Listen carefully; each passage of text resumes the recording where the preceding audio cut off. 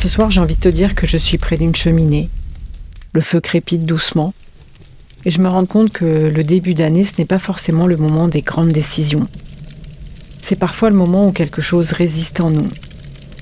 Et aujourd'hui, j'ai envie de te parler de ça, de nos zones d'intolérance.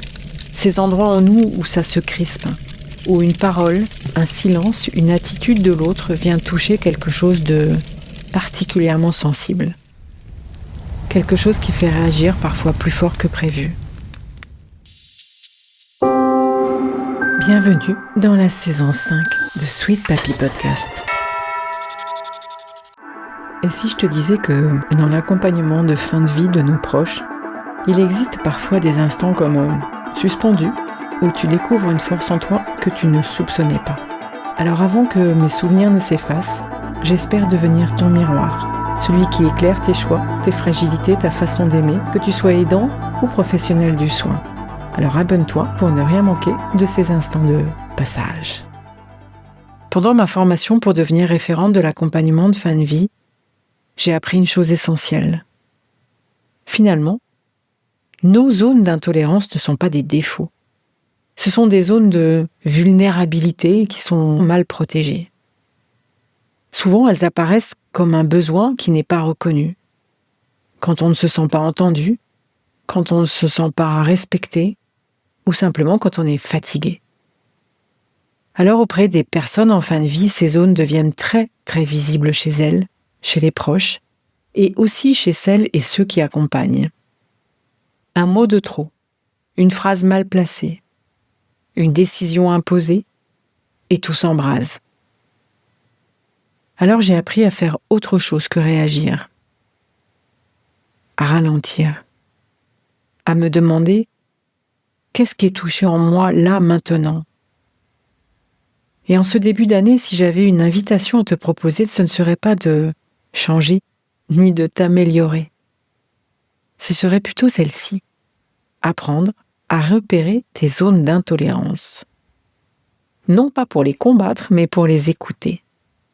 Parce qu'elles parlent souvent d'un besoin profond. Un besoin de reconnaissance, de sécurité, de respect ou simplement de repos.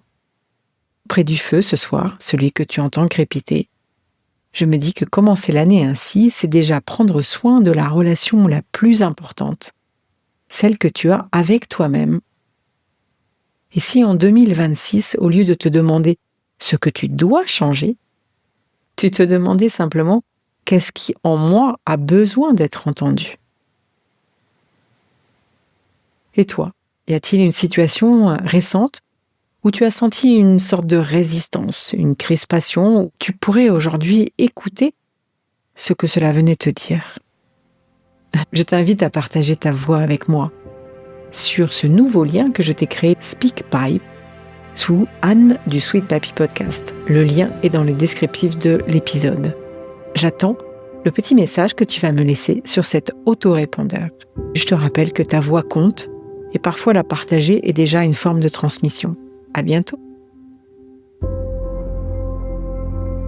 Si cet épisode t'a touché, inspiré ou donné des pistes pour mieux appréhender les imprévus de la vie, je t'invite à aller plus loin.